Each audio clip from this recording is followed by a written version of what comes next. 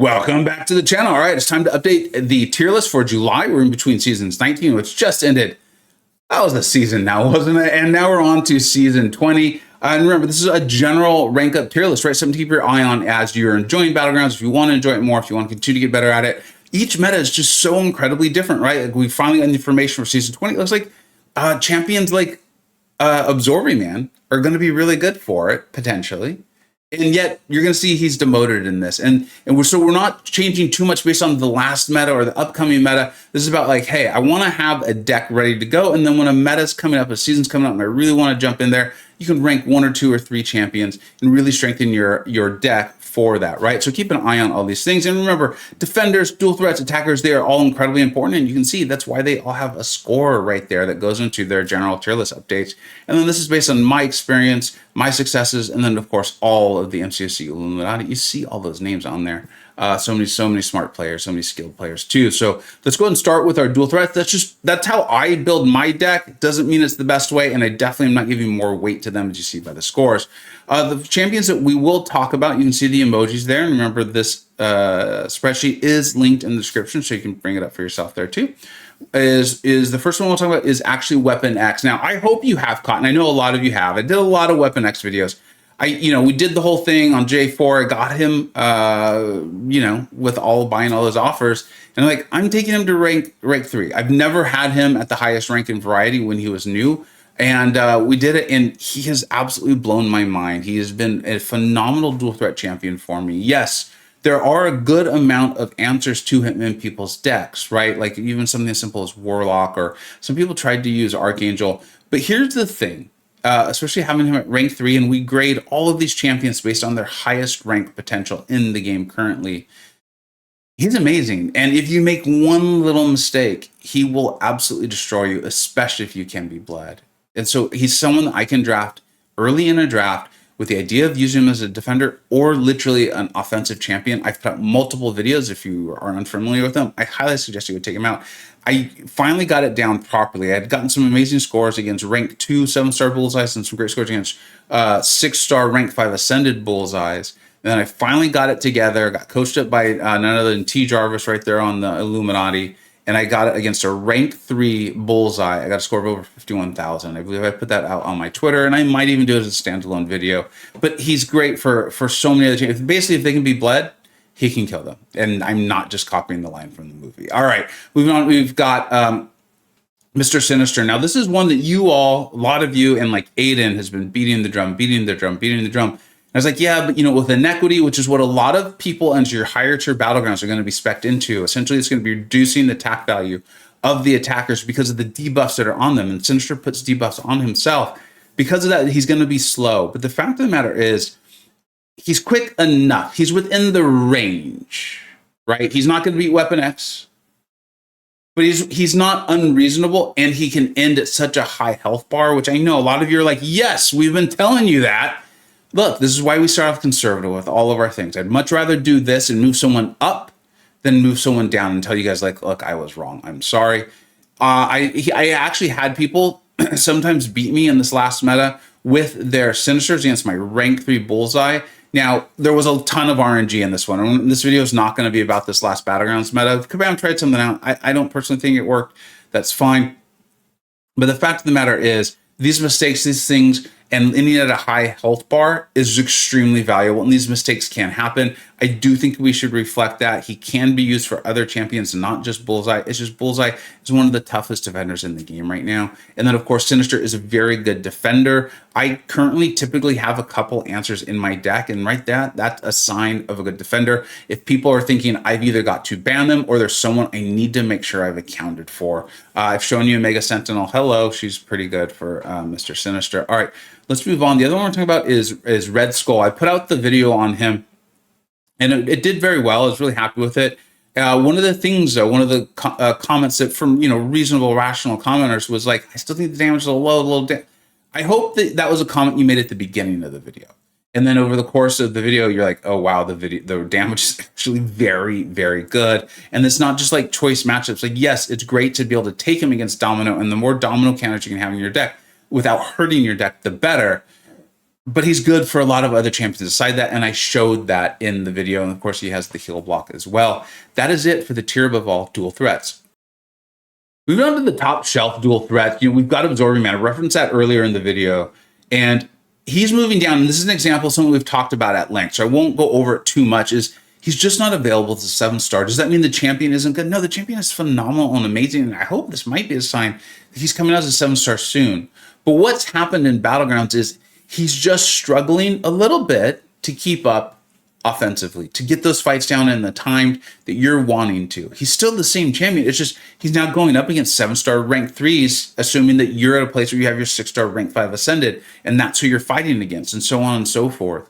And then as a defender, there's just so many science nukes out there now that are rank 2 or 6-star rank 5 ascended or rank 3s that they can just beat him down, right? Like I was even ending fights with like my shocker and things like that, because they can just punch him away. His healing, sure, can get out of control. You got to know how to fight him. That's why he's still on the list. He's still a great champion. He still gets an 8, which is a great score. But as far as like that potency, it has definitely been diminished a little bit due to the fact that he's just not out as a 7-star. It's the same thing as Dr. Doom and Rincha. People often have answers in their decks when you place them defensively, and then offensively, they're still great champions in the right matchups, can do great work for you. It's just becoming harder and harder for that to happen. That's all. Still a phenomenal champion. And if I'm reading the notes for season 20 right, he's going to be right back in my deck. So he's far from falling off a cliff. Then moving on, the other champion that we will talk about, there's 2 more, one is Penny Parker. Now, Jaeger's been talking about Penny Parker a lot. Now, Jaeger's the one who turned us on to Luke Cage as well, Gamora. So this man has a talent and an eye for these sorts of things. She's been fantastic, right? I talked about kind of the death of her and things like that, but in many ways, what's happened is people aren't just carrying that many answers in their decks. I think a little bit is that people have kind of forgotten how to fight her, or maybe they're new to the game, and so they weren't there when she came into it and really learned how to fight her, knocking that shield down and those sorts of things. But the fact of the matter is, even if you do that, that takes time, and there's only so many matches you can give to your Hulklings, right? So she's very, very good. I've now gotten mine. I do believe mine is Awakened, so I'll be looking to utilize her more and more. Phenomenal Nick Fury counter, and if you can have her appropriately ranked, like if you're not punching up, meaning you're not taking a 7-star rank 2 against too many 7-star rank 3s, you'll find that a single SP1, if played well into an SP2, will finish most fights for you. So as long as you can incinerate them, you're good to go. And remember, she's got those immunities as well. I really like her as a dual threat, being able to draft her defensively intended and then move her to offense. Okay, and then let's move on to Nova. Now, Nova is available as a 7-star now, and it hurts a little bit because Nova's a champion that we definitely thought, like, hey, if I'm going to be using them and really trying to punch my way through Battlegrounds, I'm going to want that SIG 200. Well, one of the things we've seen with quite a few champions these days is like the 6-star really wants that SIG 200. They're probably a better pull than the 7-star right now for immediate use because those 6 stones are significantly more available. You're going to be able to get them SIG 200, ascend, the whole thing, have a great time. But what we're finding out is with the challenge rating, with taking, if you're willing to take them to rank 3, and with their stat focus, some of these champions are actually just as good, if not better, as a 7-star rank 3, even at a low SIG. Now, time will tell with Nova if that's going to be the same case, but the fact of the matter is the 6-star rank 5 ascended is still doing good work. And if you pull the 7-star, I think you got someone you can build on there, because I don't see Nova just like falling off at no reason. I think it wasn't even happening. But if it was going to happen, it was going to be similar to what we just talked about with Rincher, Dr. Doom, and Absorbing Man being like, they just were locked at the 6-star variety while 7-stars continue to dominate and continue to grow and get ranked more highly. Nova's fantastic. Nova's great. If Battlegrounds is your thing, I really do think you should look into Nova as a high-quality dual threat. Those non-contact mediums, the ability to get the damage up, and then can be a problematic defender for sure. All right, let's go ahead and move on to our attackers. Now we arrive at the tier above all for attackers, and the first one we'll talk about is White Tiger. Now, JS, this was shouted out by Trappy. Hopefully you're familiar with Trappy's channel. If you're interested in Battlegrounds, I think you should be interested in Trappy's channel regardless, but make sure you check out Trappy. Now, Trappy recently shouted out JS. They were friends, and JS had done a great video on White Tiger. I've been talking about White Tiger, talked about White Tiger a lot last month when we did all the top 10s, the best champions in the game, and that sort of thing. Now, I admitted fully, like, I'm just not that familiar. I don't have her. I remember testing her when she was coming to the game. I remember thinking there was a lot of possibility there. Well, yeah, okay. I desperately want to awaken my White Tiger. Her signature ability does seem to be a large part of her defensive threat once someone has learned her mechanics, right? Her moveset and those sorts of things. Her signature ability gives her that massive power gain. I think it's when either champion gets like 15% or something like that. It looks like it can be helpful offensively as far as like a finishing move, but also at that defensive threat. If a defender shoots up in power as they get closer to death, it's not the same as Kindred, but you can see this causing a similar problem for the attacker, right? And then also the amount of fights that White Tiger could take was very eye-opening, including Serpent, who is just dominating Battlegrounds defense right now. I'd say maybe even more than Bullseye, especially in this last meta. So we'll see how that continues on.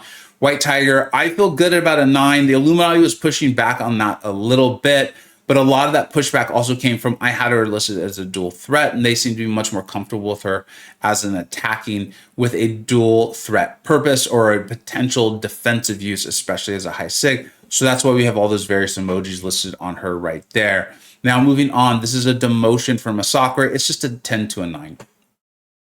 I'm not worried about it. Obviously, 10 is better. It does reflect more broad use and those sorts of things. We are aware that MCoC can be out as a 7-star. It could be a rank 3 7-star. I love MCoC. It's like one of my kind of like comfort champions. We've talked about this. I've done so many videos on MCoC. One of the things the Illuminati talked to me about, and they were right. You know, they provide their reason. They don't just shout and scream. Is they're like, look, just like some champions, and if we haven't talked about them, we're about to. Have become more usable or more relevant because of the defender sets that have come out. MCoC is not as good for some of the biggest, baddest, hardest defenders that have been coming out into the game as of late. He's still great. He's still phenomenal. Still deserves a 9 out of 10. But that is something that we should, you know, monitor and let you all know and show in a video like this. Moving on, the last champion we'll talk about in the tier above all attackers is going to be CGR. Now, this is the exact opposite of what I just said. And I've been doing CGR videos, and depending on when you see this one, you may see the second one I've put out in 2 weeks. I did a bunch of CGR videos when we first came into the game, really helped the community get over the idea that they couldn't dex. That was such a big thing when he first came in the game. I was like, no, you can dex. It'll be okay. In my opinion, and I'm literally currently talking to the Illuminati about this, like voicemails of like 3 and 4 minutes of being sent back and forth. And it's a great discussion. I'm learning a lot. I think CGR is probably the best 6-star cosmic champion in the game. Yeah, I realize Hercules can save you those items and those sorts of things, but if I'm giving rank up advice and someone comes to me and says, should I rank up Hercules, Hercules, Cosmic Ghost Rider, or Hulkling, I would say, like, if you just want to save some items and bash your way through Hercules. But CGR or Hulkling, they're like equal in my opinion. They're just different, but they're two sides of the same coin. They're both amazing. And CGR, in my opinion, in Battlegrounds is potentially even more valuable. Hulkling has the defensive threat, but CGR can take so many of the biggest, baddest, tough defenders, and I will show that in that video. So make sure you go to my CGR playlist and check that out, these last 2 videos. But we're talking about Bullseye, Onslaught, Red Skull, Killmonger, the Photon. The list goes on and on and on. And there's more. I even took I think it was a rank 3 America Chavez in this last meta. And yeah, I lost some health, but it was just the way it ended up. And I'm positive I won the match because he can just shut everything down. Remember, I think it's like power locks, heal blocks. Like he has all these abilities that just have almost no business being on a cosmic champion. And they're in the signature ability. And that's on top of all the amazing damage, the anti-miss, the ability to go unblockable, the massive power gain, the huge fury, the huge precision. Yeah, it's just mind-blowing that a champion like this has come out and is in the game, has been in the game for so long, and actually seems to be getting more valuable in the game due to, I think, in my opinion, this mode and also the defenders that are being put out in the year 2024 and 2023. It's crazy. It's wild. I love my Cosmic Ghost Rider, and I know a lot of you do too. Well, you love your Cosmic Ghost Riders. You get the point. All right, let's move on to the top shelf and super premium attackers. All right, now keep in mind that especially in this top shelf, a lot of these champions might be building blocks of your decks. And I mean, not just for like a season where they have risen up due to the meta or the nodes or something like that. I mean, these champions are good enough where if you're a good player and you smartly set them up, you could be producing results that are just as good as those 9s and 10s. It's just they're maybe not as widely usable, or if you have all the options available to you outside of you just playing your favorite and the one you know the best, The other ones might be slightly better or more usable or more widely usable. Okay. So let's go ahead and move through this. The one I do want to talk about, they don't have the emoji, is Luke Cage. We actually debated this multiple times. Jaeger has taken his to rank 3 and shown us so many fights, and they're not just against Mystic champions. I really think Luke Cage is like an 8.5 and potentially a 9. Let me know if you have him, because so many people like don't even realize he's been updated, and he definitely has, and he's phenomenal. All right, then our first new champion we're going to talk about for the month of July is Patriot. I do think Patriot's going to make a difference in Battlegrounds. These might take a little bit while, or a meta where debuffs are being placed on, which it looks like this next meta may actually already be, for Patriot to truly shine, right? We have him placed at 7. This is a champion built by my good friend DLL, whose track record has been phenomenal. Now, there's a couple of things I do really want to point out in regard to Patriot, is that Patriot wants debuffs on him. They're powering him up, but DLL has thought this through. The designers thought this through, right? Like, have a goal, what's the champion doing, and then how are players actually going to be using them? Well, you're going to be using them in Battlegrounds. You're going to be using them in PvP content, which means defenders, especially at high tiers, are going to have the Inequity Mastery. And so here's the thing. So incoming weakness effects and the potency of the opponent's Inequity Master suffer 76% reduced potency. That's great. This is like the problem, or whatever you want to call it, of Mr. Sinister, right? And what we talked about there. And then for each debuff on Patriot, he gains 450 attack rating, max benefit, 7 debuffs. So there's a lot of debuffs you can really be benefiting from. And then the other part of that is this new mechanic that has been brought in called the 7 reversal. Essentially, when reversing, gain a non-stacking Fury passive, increasing attack rating by 5,197. I don't remember what stats this is for. This could be for 7-star rank 3. So don't keep the specific numbers, or don't focus too much on the specific numbers. Just remember, you're going to get that huge attack rating. And then as an attacker, if Patriot would be struck by a basic attack while charging heavy, he consumes 7 resolve to execute a reversal and gain 2 personal precision passives. Anytime there's a new ability like this or a new mechanic in the game, it's going to take us a little bit of a while to get used to it, to figure out all the best uses, how to create openings, how can we really use this to our full advantage. And that's Patriot. So I think Patriot's definitely going to be great in these scenarios where nodes or defenders are putting debuffs on him. And I think what it's really going to come down to is how great, how much damage, how healthy can Patriot come out of fights, and how quickly can he get these fights down in those non-scenarios, right? In the scenarios where that's not happening. And that's definitely going to be a time will tell. At the moment, though, I feel very comfortable with Patriot at a 7, assuming that maybe he's not even that good in those situations. But when you do have him, and he's a natural photon counter, if nothing else, he's an amazing photon counter. That is very, very clear. You're going to be really happy you have a ranked Patriot. Now we'll move on to another slight demotion. This is Danny Moonstar going from a 9 to an 8. She's still great. She's still phenomenal. But as someone who, and I have her ranked 3, I still think she's amazing. Don't get me wrong. I am not saying she's not. What I am saying is that it's not unusual for me now to think like, shoot, if I remove Danny, then I can add champion X, Y, or Z, and I will be able to cover more potential defenders. She's still great. She's still phenomenal. And maybe it's just been a certain metas, but there's been enough in a row where we've moved her down 1 single point. All right, now we're going to move on to Captain Marvel movie, who is a new 7-star in the game. Some people do have her already awakened and at a really good rank. It almost feels to me like cheese, but if there's energy damage in the fight, like hello Onslaught, this is similar to like what Nova was doing to Onslaught. She can do tremendous damage. And then, of course, she can remove armor breaks and those sorts of things, especially if there's energy damage. Without the energy damage, it does take her a while to get ramped up. I personally don't think she's that fast in Battlegrounds without that energy damage to help her get to her. I can't remember what the mode is called, but with the energy damage is present, there are defenders who place that, and there are some meta-relevant defenders like Onslaught who place that she does feel worthy of the 7 right now. Move quickly to the super premium of attackers. And you can see I-Bomb. This is just kind of continuing the fall. He's not out as a 7-star. He's only as a 6-star. There's not that many highly ranked up I-Bombs anymore. And if they are, they're often not in decks because one is the Inequity Mastery, right? He's putting the debuffs on himself, so he has trouble doing the damage. And then also, if you look at the skill class, there's just so many skill champions up there that can either deal with him quickly or they're just going to be able to shrug or cleanse his debuffs anyway. I-Bomb is a great champion, but his days of being high in the Battlegrounds rankings just very much appear over. Maybe if he comes out as a 7-star and there's some sort of scenario solution to his inequity issue, but up until those days happen, I think we're better off with him as a 6. All right, and let's move on to defenders. And the fact of the matter is with defenders, they're pretty cut and dry, right? Your 9s and your 10s are the ones that you are drafting and you feel pretty darn confident about it.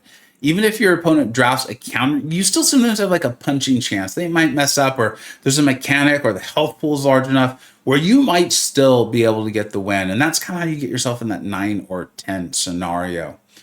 Now, moving on to the 8s, 7s, and 6s. And I know a lot of you, again, I read the comments in the Illuminati and myself do this too. We have champions like this that we place. And if you know how to set them up well, meaning you did your bans or things like that, they can be phenomenal for you. One of my favorite examples of that is Mephisto, right? Best on the meta. And if you set them up well, they can be incredible, incredible defenders. And now we'll talk about our second new champion of the month, which is actually Leader. I think there are scenarios and there's going to be metas where Leader is actually a bit of a dual threat. How hard he actually ends up being to fight, I think that's going to be a full time will tell scenario, right? Like we've got EQ, but those so depend on the nodes, and then of course the moveset's brand new and things like that. This whole mechanic with the green door in the middle, right, and wanting to keep the opponent there and things like that, I think it's really interesting. And it's very clear that Leader is meant to handle healing and massive power gains. How long it takes him to get online, I honestly think Leader is going to end up being a bit of a dual threat. It's just we rank every champion where they are would be the most highest ranked. And I think in coming into the game, I think people not knowing the abilities, I think people not knowing the movesets, Leader's going to have value as a defender at a 7. And then over the next basically 5 months, we will find out, is there attacking value here as well? And is the defensive value one that has lasting value? Or is it just, we just didn't know the moveset and the abilities that well? Obviously, if there's healing or power gain, it's going to be a place where Leader will probably shine. But Science is so incredibly strong, especially in the attacking options of Battlegrounds. It'll be tough for him to break into it. We're just going to have to wait and see on Leader, but this is where I feel good about it. If I was to pull a Leader, I would think of them more defensively for now, probably place them there, and then learn to use them offensively and see if there's a role for them. And then the final champion we'll talk about today is Arcade. Arcade has been moved down 1 spot. It does not seem to be panning out to be quite the defensive threat that was hoped.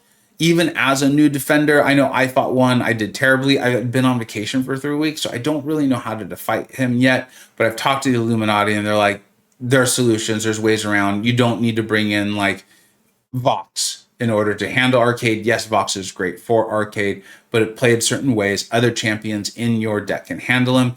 And I gotta say, Kabam, after all those really tough defenders you put out, I'm happy that you guys are willing to potentially miss, and I'm not calling Arcade a miss yet, but I'm happy that you were potentially to miss. You're happy to potentially miss on the low side for a little bit here. I appreciate that as a player of this game, so thank you very much. And if Arcade's not hitting the targets, I'm sure they will be buffed. Maybe they'll find some offensive use, but it just doesn't look like they're going to be fast enough for that. So we have them as a 6 defender. And that's it. That's the update for July. As usual, let me know what you think we got right. Let me know what you think we got wrong. The spreadsheet is linked in the description. And yeah, thank you so much for watching. Take care.